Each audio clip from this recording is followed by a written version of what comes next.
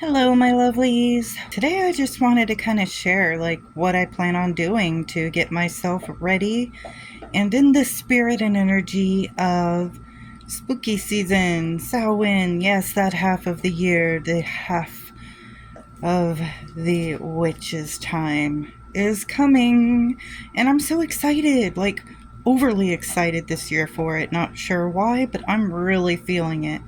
I've got pumpkin stuff already. I'm really feeling it, and I can't wait. If you hear my doggy chewing on his bone in the background, ignore it. My doggy has a lot of dog rights, okay, in this household. Starting off with a little bit of tarot decks I plan on using this year. I think I've showed this last year, but honestly, I planned to work with it last year. I didn't really get around to it. I'd like to this year. It's really fun. Cute little deck. It's not really new, but it's beautiful, and I haven't really done much with it. Why not? I planned to last year. I just didn't.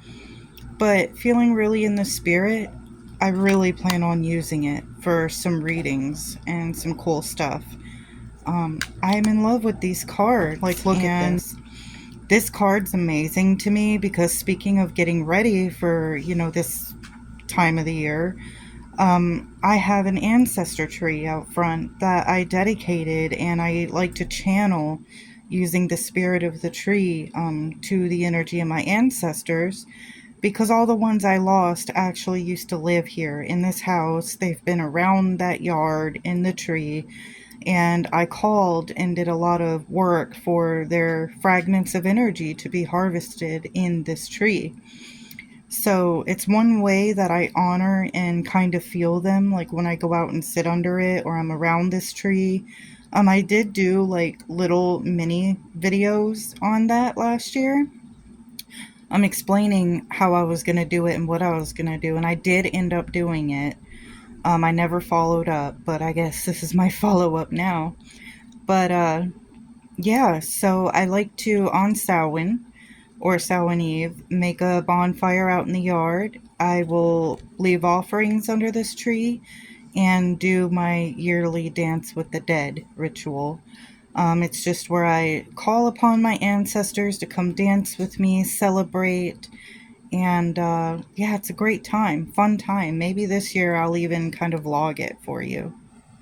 Another deck I plan on using, and these decks I'm talking about, I'm going to be using them from here on, and a lot of the work that I'm going to be doing um, for this half of the season. So this one's fairly new for me. It was just bought and gifted to me from my man's not long ago. I have not worked with it much, but absolutely love Lovecraft. Y'all know that. I love the Necronomicon. I do have the other Necronomicon deck, but to me it isn't as cool as this one. Okay, now that I got that mess arranged and taken care of, I didn't do a walkthrough on this yet, but I'd love to. If you guys are interested, let me know in seeing this whole deck. The book's really cool. The card stock is amazing. The box I really like. It's very Lovecraft. This one also reminds me of the Cthulhu deck. They go very well together, like if you were going to pair it. They also have very similar, if not the same artwork. I wonder if it's the same artist. I haven't really looked into that. So they really say this time of the year is good for shadow work and all that stuff, but I think I've done a lot of that already in the, I guess, quote, light side of the year. I'm looking for more spirit, connecting with the spiritual realm for this half. So my shadow work I've kind of dealt with for the year, for now. I'm giving it a little bit of a break because it can become intense and taxing. But I'm really wanting to get back into using my abilities, my mediumship, and really connecting with death and the energy of death, along with, of course, the other work I mentioned, which we'll be doing that video soon, of the Kundalini and the Norse, linking it together, and chakra work. So yeah, that's kind of my plans and what essentially I'm going to be using these decks for. Another deck I don't work with enough, and I think it'd be really fun for this time of year, is the Myths and Legends Tarot. I really do love it. I love this deck. I think I showed it a couple times on here before. Can't remember if, I think I did do the walkthrough, but it's amazing. It's got all the cryptids, legends, lore, monsters, all that, cool stuff.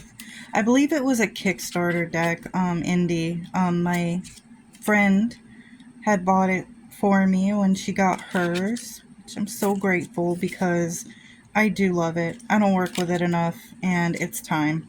It's time to break this baby out and gets to works with it, because I think it'd be really cool. Something else I want to start doing more. There's a lot of interesting stuff that happens out here in the woods. There's a lot of legends and local lore. I want to start maybe possibly cryptid hunting. Look at that photo of Hale. Amazing. The next one is one I made personally. So yeah, you won't really find it anywhere, but I created a Silent Hill Oracle deck. I absolutely love the game and the occult, deep occult stuff and symbolism in that game.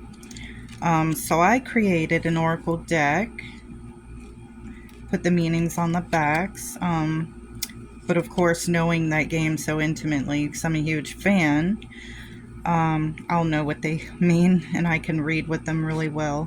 But a lot of people don't know. They think it's just a creepy horror game. It actually has a lot of deep occult knowledge, symbolism, secrets, archetypal stuff. If you haven't seen Reinstall Paul's presentation where he goes in depth about this game and all the occult stuff, I would do it. I've recommended it before on my channel, but every monster, every character in there is a different archetype, and with this game remade and coming out this October, and the movie coming out, I'm so excited. So yeah, I'm going to be working with this definitely. Pyramid Head, oh yeah. And next, I picked up a few books from a thrift store. This one's about like unsolved secrets and tales in America, like just different lore stories, ghost stories, and all of that. Talks about the astral. I mean, this talks about a lot of cool stuff. Like, it isn't just paranormal ghost stories. They explore everything in here. That's the Lost City of Lost Colony of Roanoke, sorry. I just love stuff like that, right? And I got it for like freaking 50 cents, so I definitely plan on reading it. Creepy Appalachian Mountain Trails. Don't mind if I yes, right? So I love tales like from the Appalachian Mountains. I like Missing 411, stuff like that. And this one too for like 25 cents. Okay. Bloody Mary. Again, don't mind if I hell yes. Oh yeah, definitely reading it. And I will do like a review thing on them and let you know how they were later. This one, I'm not really sure the ins and outs. I know it's women that get trapped in a labyrinth. And I thought it might be a cool story. So, and I'm not done with this, and it's a little messy over here, but my ancestor altar I've already started working on. I got my mirror there for scrying. I'm going to do a lot of divination and communication with them, and I do have my spirit board. So yeah, I'm really excited. And look at this. I dedicated it to Loki. Isn't it amazing? For the chakra work, because of course the serpent, Kundalini, right? Ah, yes, I can't wait to get more into that. But thank you guys for listening to me. I can't wait. I'm just so excited for this time of the year. And I'll be showing y'all more of what I'm doing, and I'd love to see what you're doing to start getting ready for it. Sending you much love.